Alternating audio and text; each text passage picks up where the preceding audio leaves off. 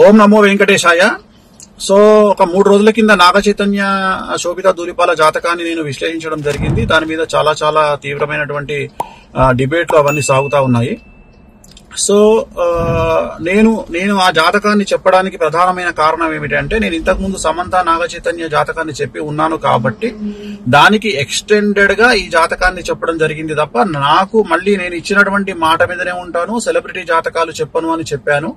నేను ఇక మీద సెలబ్రిటీ జాతకాలు చెప్పడము మానేశానని చెప్పాను. అదే మాట మీద ఉంటున్నాను, నేను కంటిన్యూ చెయ్యను.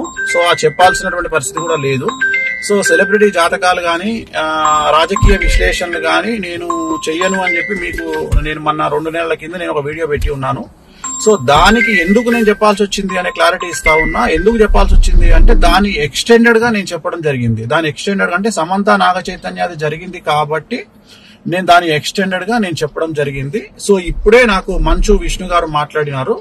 సో మా ప్రెసిడెంట్ మంచు విష్ణు గారు మాట్లాడినారు. నేను వారికి కూడా నేను క్లారిఫికేషన్ ఇవ్వడం జరిగింది. సో నేనేం చెప్పానంటే, ఇక మీదట నేను సెలబ్రిటీ జాతకాలు గాని రాజకీయ జ్యోతిష్యాలు గాని పర్సనల్ ఎవరికి సంబంధించినటువంటి వ్యక్తిగతమైనటువంటి అంటే సెలబ్రిటీ జాతకాలని విశ్లేషించేటువంటి అవకాశం లేదు, అది చెప్పను. ప్రత్యేకించి నాగ చైతన్య గారి జాతకం చెప్పడానికి కారణం ఏంటి అంటే, ఓన్లీ వన్ రీజన్ ఏంటంటే, సమంత అది జరిగింది కాబట్టి దాని ఎక్స్టెండెడ్ గా దీన్ని మాట్లాడినాను, అంతే తప్ప ఇక మీదట నా నుండి మీరు సెలబ్రిటీ జాతకాలు నేను చెప్పను అని చెప్పాను. అదే మాట మీద ఉంటున్నాను. సో మంచు విష్ణు గారితో కూడా ఇప్పుడే మాట్లాడినాను.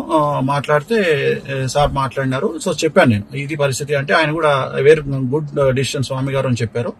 సో నాకు కూడా తెలుసు, కానీ ఈ ఒక్కటి చెప్పడానికి కారణం ఏంటంటే, ఆల్రెడీ జరిగింది కాబట్టి దాన్ని ఎక్స్టెండెడ్ గా ఇది మాట్లాడాను.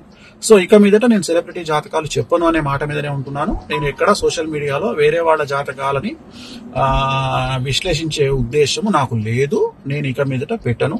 విష్ణు గారు కూడా వచ్చిన తర్వాత కలుద్దామని చెప్పినారు.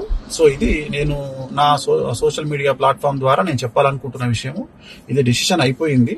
నేను ఓన్లీ బికాస్ ఆఫ్ అది ఎక్స్టెన్షన్ కాబట్టి సమంత ఇష్యూ, అందుకని చెప్పాల్సి వచ్చింది, అంతే తప్ప ఇక మీదట నా నుండి ఇలాంటివి మీరు ఎక్స్పెక్ట్ చేయలేరు. నేను చెప్పను కూడా.